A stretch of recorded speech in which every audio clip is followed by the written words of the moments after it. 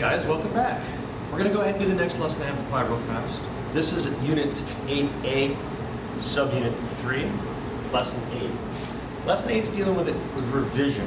What is revision? It's when we take something we've already written, we go back, we look at it, we try to make it better. This can be done a number of ways. It can be done by correcting grammar, it can be done by expanding your details, it can be done by using more evidence. Specifically, in this revision, we're going to use more evidence. What is evidence? Evidence is the proof that we find in the writing to make our point matter, to make it stronger, right? We want to be able to say, hey, this thing happened, here's my proof. So, in evidence-based writing, you read the text closely.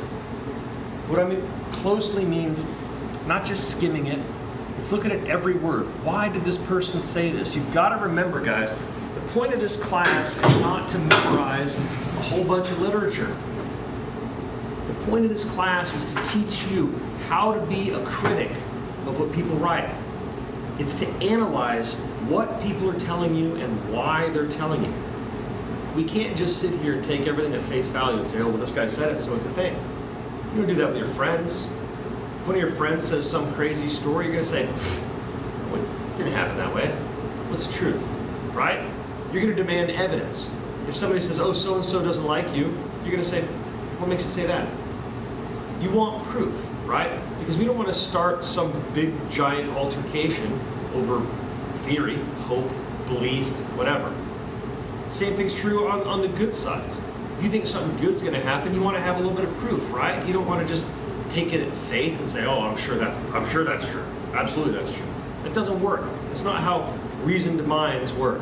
And so you guys, as consumers of data, need to be analyzing why somebody said something. What was their point? What's their angle? Okay? So when you do your own writing, you want to provide evidence. So on the writing we did just the other day, where you guys had to decide which one of these guys was more heroic, you came up with some proof, okay? What you want to do now is pick more proof.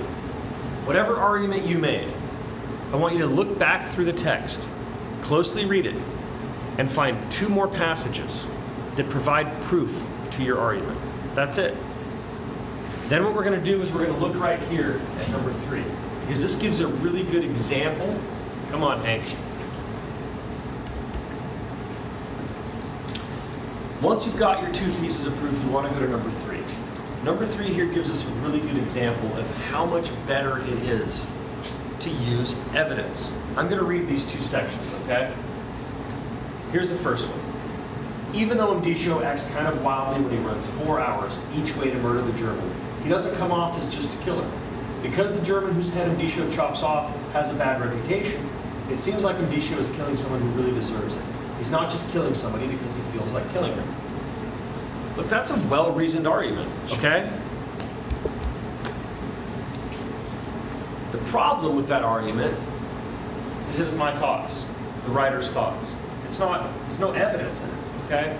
By comparison, look at this second one. Even though Indicio acts kind of wildly when he runs 4 hours each way to murder the German, he doesn't come off as just a killer. The German whose head he chops off has a bad reputation.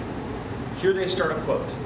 It was rumored that he treated his workers badly and had been known to beat them with a siambak, which is a murderous whip made of rhinoceros hide. Here's our quote, Indicio of Zebi, 42. Roll includes this detail about the German using a murderous weapon to abuse people, because it makes it seem like Indicio is killing someone who really deserves it. He's not just killing someone because it feels like killing him. See how much better that is? And that's what happened in the story. It is. You can point back at it and say, well, right here it says the guy was beating his workers. He's a bad guy.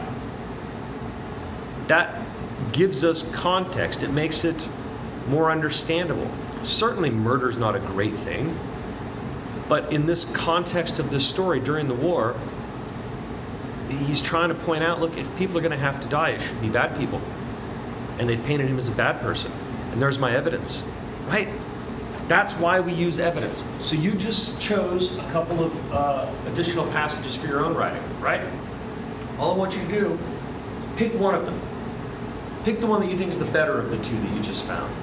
And then go down here to your old writing and add 3 to 5 more sentences and use that evidence. Try to introduce it right. I get that you guys don't know how to cite things yet. You will, and I'm not going to mark down for citing. But try. Introduce it well. In the story, it says. Great. In our text, it says. Marvelous. During my reading, I saw, begin quote, whatever, however you want to do it. Just make sure that you're introducing what's going on. Because otherwise your reader has no context. If you just talk, and then there's a quote, the reader's going to think, what is that? Where's that from? What are you talking about? You have to introduce it in this same context. If you were talking to one of your friends and said, oh, I think so-and-so doesn't like you, they'd say, what do you mean? And you'd say, oh, well, when I was walking down the hall, I heard this person say this. I just thought maybe you should know. You introduce it. We have context, okay? Okay, that's it. That's all you guys really need to do in this one. So enjoy, and I will see you again very, very soon.